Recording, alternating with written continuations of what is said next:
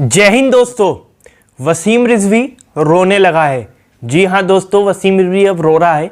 उसका साथ देने के लिए अब कोई नहीं बचा है। अभी उसने कुछ दिन पहले सुप्रीम कोर्ट में एक विवादित याचिका डाली थी।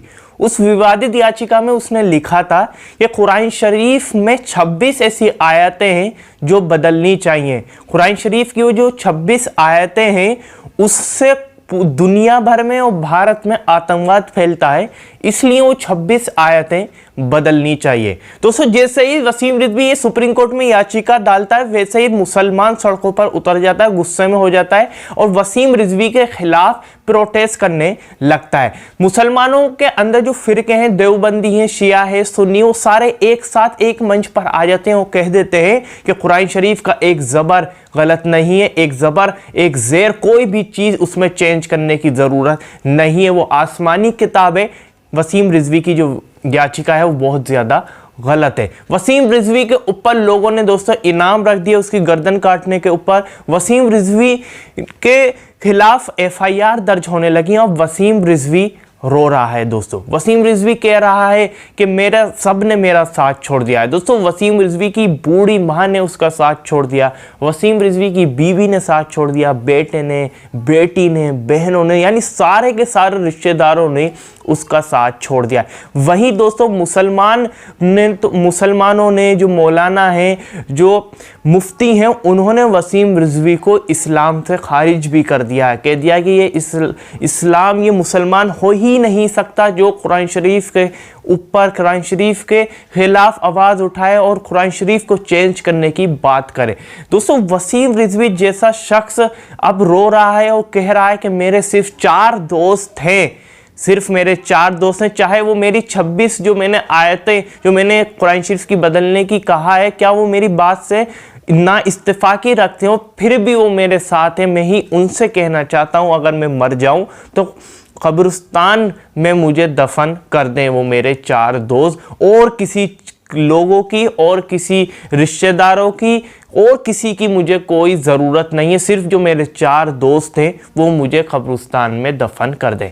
अब वसीम रिजवी को यानी समझ में आ गया है कि मैंने जो 26 आयतों के खिलाफ जो आवाज़ उठाई, जो याचिका डाली, वो गलत डाली, क्योंकि मुसलमान, दुनिया भर का मुसलमान, भारत का ही नहीं दुनिया भर का मुसलमान उसके खिलाफ गुस्से में है और उसके खिलाफ आवाज़ उठा रहा है। दोस्तों अब दूसरी खबर पर चलते हैं। दूसरी खबर ये थी कि अभी आपने सुना होगा एक वीडियो बहुत ज़्यादा वायरल हुआ था, उस गाजियाबाद के डासना में एक आसिफ नाम का शख्स मंदिर में जाकर पानी पी लेता है। वहाँ का जो महंत है उसको पानी पीने के ऊपर बहुत ज़्यादा पिटाई करता है, यानी मुसलमान होना ही उसका जुर्म था कि पानी कैसे पी लिया मुसलमान ने मंदिर के अंदर। पर ऐसा बिल्कुल भी नहीं है, हिंदू धर्म के मंदिर में कोई ना जा सके और पानी ना पी सके। तो दोस्तों, इसी को देखते हुए देहरादून में पोस्टर लगाए गए थे।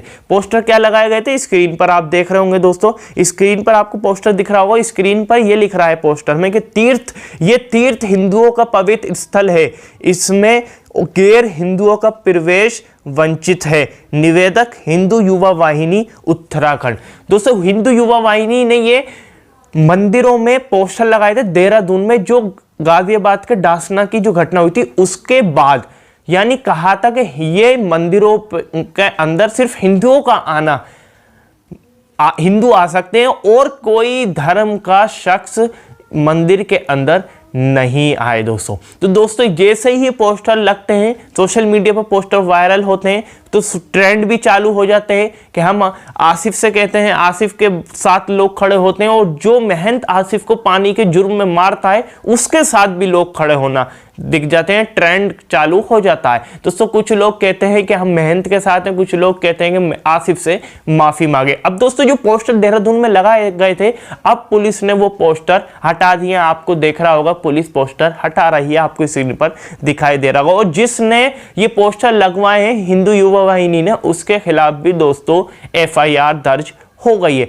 दोस्तों क्या देखिए, हिंदू धर्म में या मुसलमान धर्म में ऐसा कुछ भी नहीं लिखा है कि मस्जिद में हिंदू नहीं आ सकते। वहीं हिंदू धर्म में भी ऐसा बिल्कुल भी नहीं लिखा है कि मंदिर में कोई और किसी रिलीजन का या मुसलमान कोई भी रिलीजन का हिंदू के अलावा नहीं जा सकते। ये तो सिर्फ और सिर्फ राजनीति है दोस्तों। और दोस्तों राजनीति ये इसलिए करते हैं कि लोगों को आपस में बांटा जाए। जैसे हमारे देश में 200 साल अंग्रेजों ने राज किया, 200 साल उन्होंने आपस में बांट कर भारत में राज किया, वैसे ही दोस्तों कुछ लोग हमें हिंदू मुसलमान भाइयों को बांटते हैं और देश में राज कर रहे हैं। ये दोस्तों आपको इन चीजों को समझना होगा। किसी से लड़कर कोई फायदा नहीं होगा। नफरत का जवाब अगर आप मोहब्बत से देंगे जब ही फायदा है। अगर आप नफरत का जवाब नफरत से देंगे तो हमारे दोनों का नुकसान होगा दोस्तों, किसी का फायदा नहीं होगा। फायदा सिर्फ उसी का हो सकता है जो सत्ता में बैठा है। चलिए दोस्तों, आपकी क्या प्रतिक्रिया इसको लेकर आप नीचे कमेंट में जरूर बताइएगा। इस वीडियो को ज्यादा तो शेयर करिएगा,